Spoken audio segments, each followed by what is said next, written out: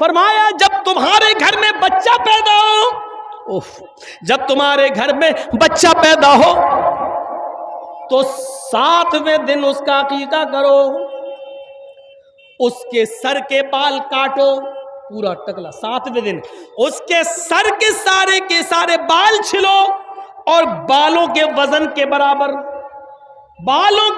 کے برابر چاندی غریبوں اور مسکینوں میں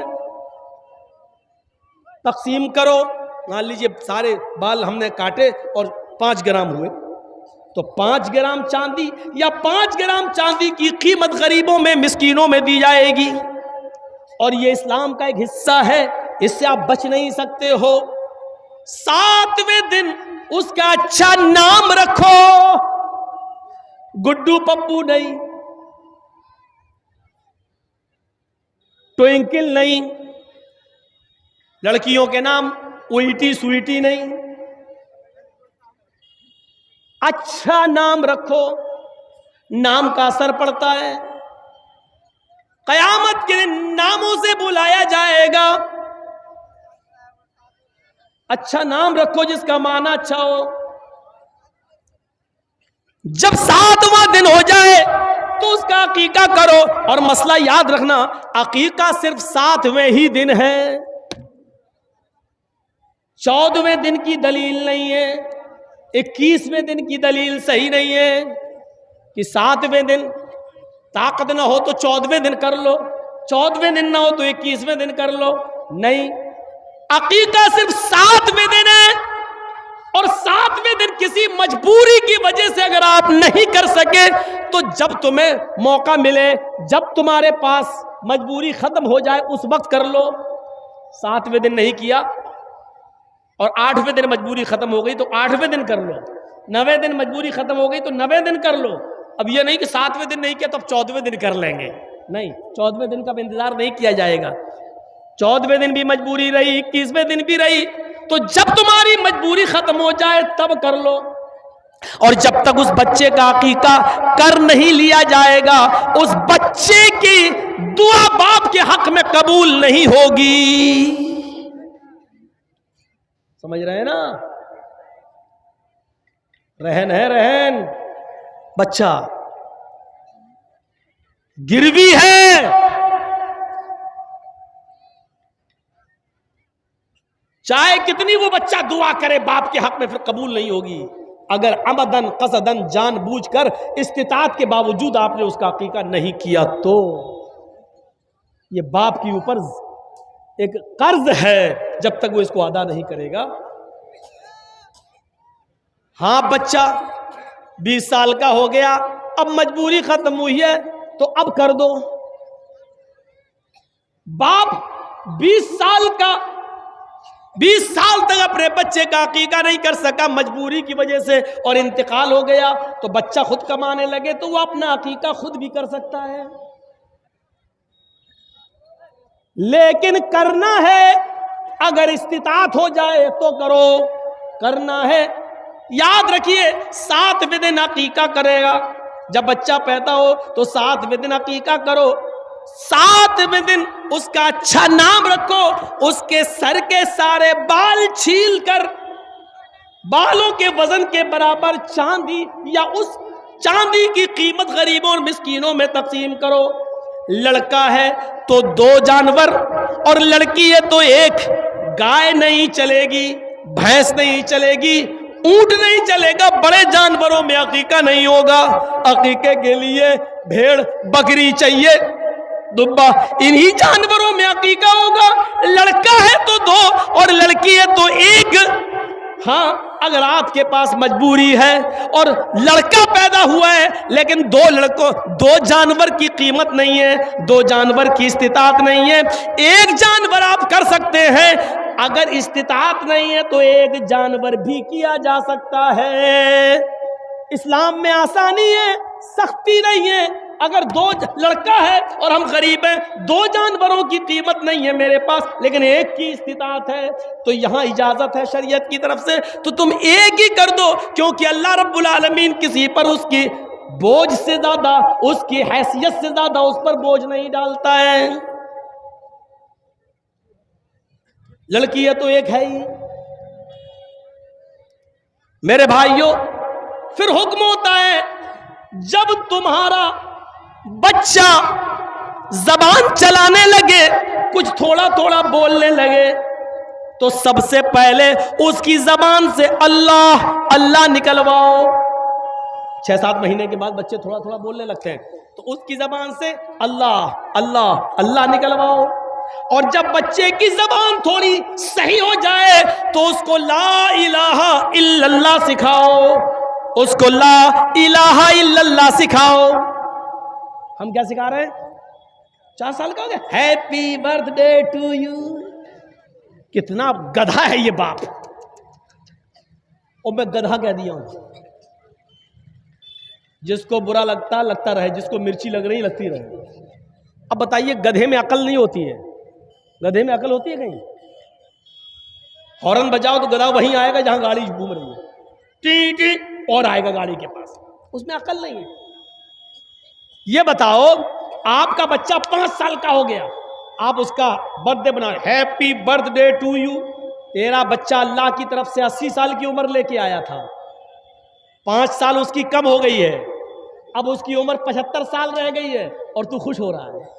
وہ اپنی زندگی کے 5 سال کم کر چکا اور تو خوش ہو رہا ہے. اگلے سال وہ 6 سال کا ہو گیا, پھر تو کیک کاٹ رہا. وہ 1 سال اپنی زندگی کا اور کم کر چکا, تو کیک کاٹ رہا, خوشیاں منا رہا ہے. اس سے بڑا بے وقوف اور اس سے بڑا گدھا باپ کون ہوگا جو اپنے بچے کے جنم دن پر کیک کاٹ رہا ہے, 1 سال اس کی زندگی کا کم ہو رہا ہے اور یہ خوشیاں منا رہا ہے. میں سمجھتا ہوں اس سے بڑا گدھا کوئی باپ ہو ہی نہیں سکتا. اتنا برا لگ رہا ہوگا جنہوں نے ہیپی برتھ ڈے. اب ہے تو ہے, ہم کیا کریں. قرآن نے بھی مثالیں دی ہیں جانوروں کی, اولئک کالانعام بل ہم اضل. یہ لوگ چوپایوں کی طرح بلکہ ان سے بھی زیادہ گئے گزرے. قرآن نے مثال دی ہے, ہم کیا کریں. الدنیا جیفت المیت, یہ دنیا مری ہوئی لاش ہے. وطالبها کلاب, اور اس دنیا کے پیچھے گھومنے والے, اس دنیا کی دولت میں مگن رہنے والے, اس دنیا کو طلب کرنے والے اور اس دنیا کو چاہنے والے کتے ہیں. طالبها کلاب, اللہ کے نبی کہہ رہے ہیں اس دنیا کو چاہنے والے کتے ہیں, کتے. اب ہم کیا کریں؟ اللہ کے نبی کہہ رہے ہیں, ہم کیا کریں. عقل جس کے اندر نہیں ہوتی ہے وہ جانور گدھا ہے. اب گدھے والا کام ہم کر رہے ہیں. بہت سے گدھے تو اتنے بڑے پڑے ہیں کہ 85 سال کی عمر میں بھی اپنا برتھ ڈے بنا رہے ہیں. 1-2 سال کے اور رہ گئے مرنے والے, پھر بھی لمبی عمر کی کامنا کر رہے ہیں. اسی لیے فرمایا کہ جب تمہارا بچہ زبان صحیح کر لے, بولنے لگے, تو لا الہ الا اللہ سکھلاؤ. جیسے جیسے اس کی عمر بڑھ رہی ہے, عمل بھی ایسے ایسے بتاؤ کہ وہ جنت کے قریب بھی ہوتا جائے, جہنم کے قریب نہ ہو, جنت کے قریب جائے. اب حکم ہوتا ہے لا الہ الا اللہ سکھاؤ. اب حکم ہوتا ہے جب تمہارا بیٹا 7 سال کا ہو تو اس کو وضو کرنا سکھلاؤ, نماز پڑھنا سکھلاؤ. اپنے ساتھ اس کو انگلی پکڑ کے مسجد میں لے جاؤ, اس کو نماز کی عادت ڈلواؤ. کبھی پڑھے گا کبھی چھوڑے گا, کبھی پڑھے گا کبھی چھوڑے گا. کوئی بات نہیں, سختی بہت زیادہ نہیں کرنا ہے, لیکن لے کے جانا ہے, عادت ڈلوانا ہے. اب 3 سال تک یہ عادت ڈلواؤ. جب اس کی عمر 10 سال کی ہو جائے تو اب سختی کرو گے. جب وہ 10 سال کا ہو اور نماز نہ پڑھے تو پیٹ کر مار کر اس کو مسجد میں لے جاؤ. 10 سال کے بعد پھر نماز معاف نہیں ہے. 10 سال کا ہو جائے تو اس کو مسجد کی طرف لے جاؤ, اس کو مارو. 10 سال کا بیٹا نماز نہ پڑھے تو باپ مارے, 40 سال کا باپ نماز نہ پڑھے تو کون مارے؟ دادا تو مر گیا بیچارہ, وہ تو اس دنیا میں نہ رہا. یاد رکھو, جو 40 سال کی عمر میں باپ نماز نہیں پڑھ رہا ہے تو اس کا 10 سال کا بیٹا کیسے نماز پڑھے گا؟ یہ اولاد کے ساتھ ہمارا اسلام کے ساتھ کنیکشن کیسا ہے؟ کیا پانی اور رنگ کی طرح ہے یا پانی اور پتھر کی طرح ہے؟ ذرا تصور کریں. یہ اولاد کے بارے میں حکم دیا ہے, ہم ایسا کر رہے ہیں. 10 سال کے بعد ایک صحابیہ تھی, مسند احمد کی حدیث ہے, ایک صحابیہ تھی, ان کے گھر میں بچہ پیدا ہوا.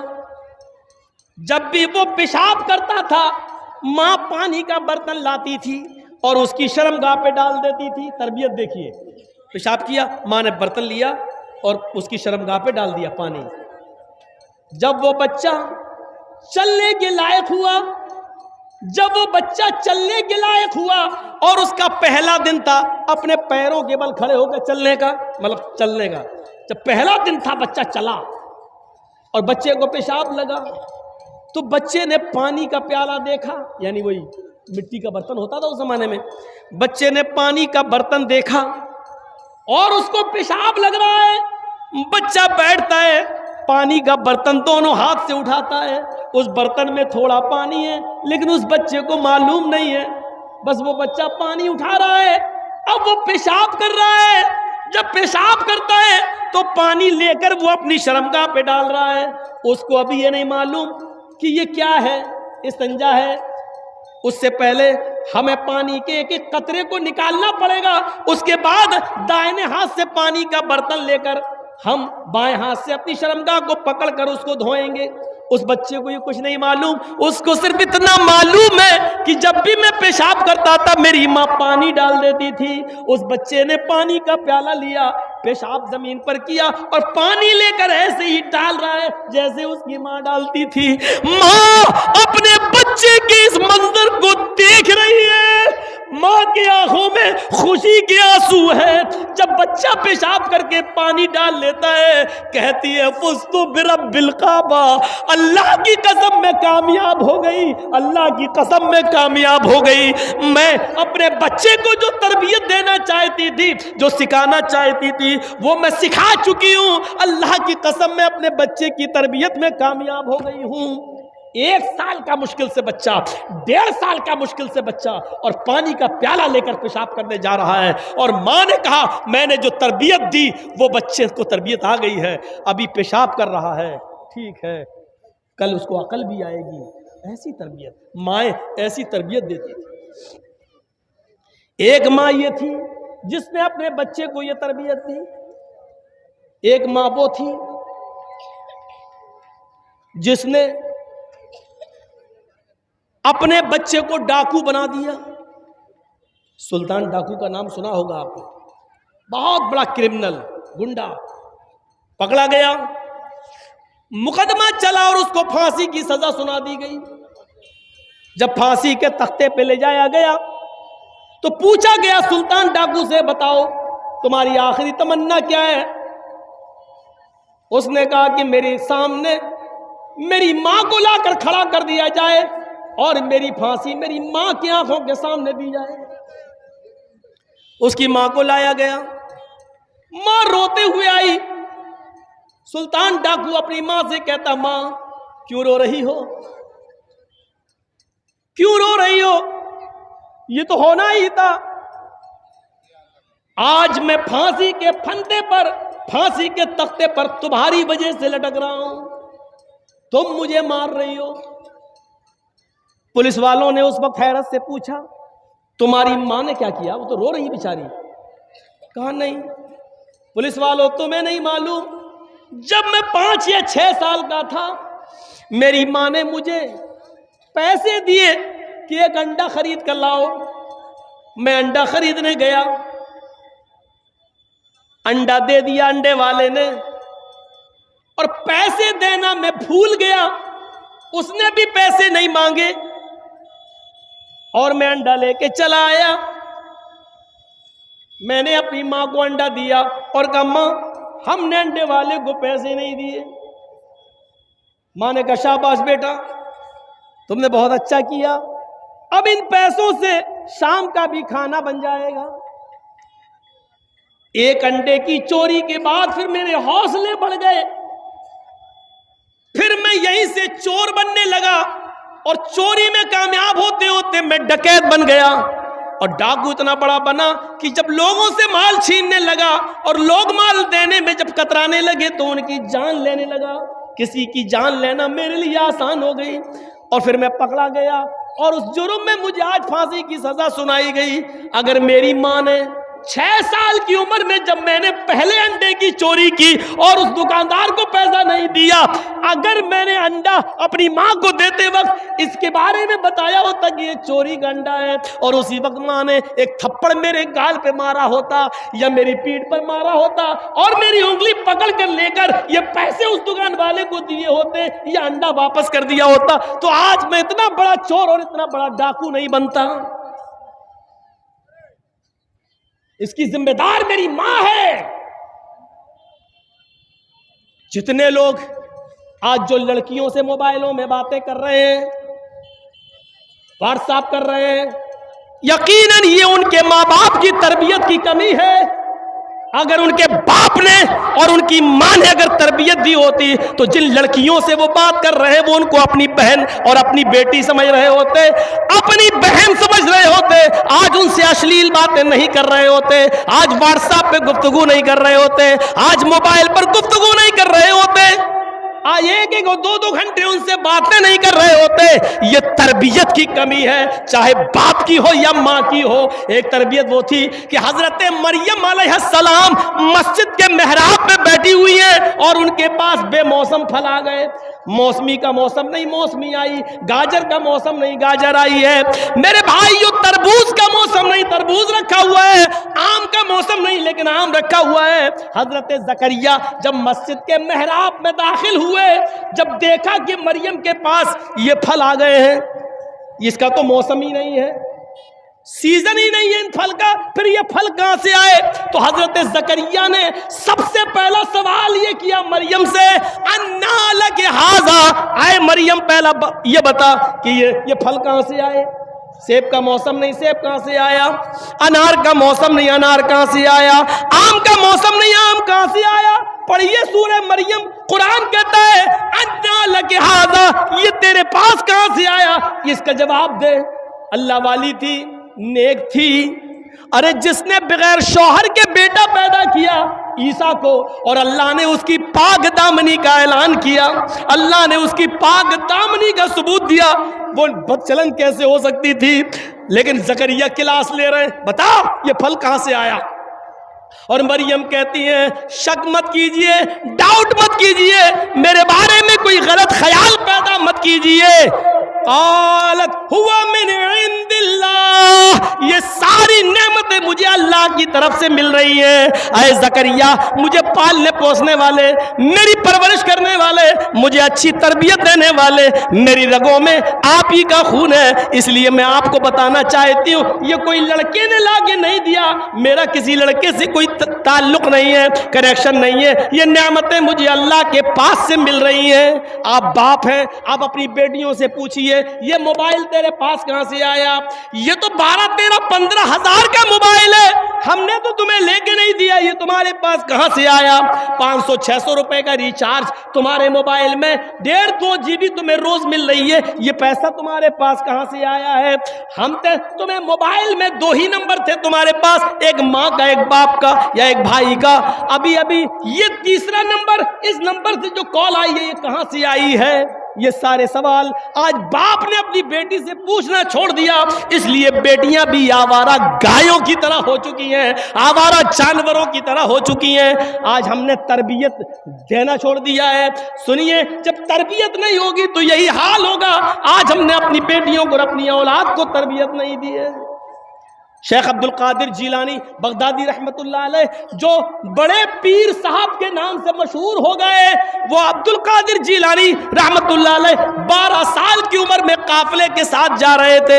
ان کی ماں نے 12 سال کی عمر میں ان کے کرتے کے استر میں 40 اشرفی سل دی تھی اور سلتے وقت چھپا دیا تھا اور کہا تھا بیٹا دیکھو یہ 40 اشرفیاں ہیں، لیکن حالات چاہے کتنے خراب ہو جائیں بیٹے تم جھوٹ کبھی مت بولنا، تم جھوٹ کبھی مت بولنا۔